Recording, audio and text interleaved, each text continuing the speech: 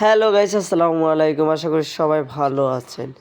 আজকে হ্যামস্টার কম্বাটের daily combo first card হচ্ছে পিআরএন টিমের ভিতর হ্যামস্টার গ্রাম। ফার্স্ট কার্ড হচ্ছে হ্যামস্টার গ্রাম।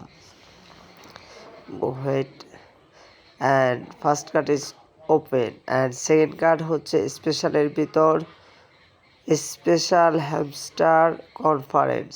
সেকেন্ড কার্ড হচ্ছে special hamster conference. Go head and unlock.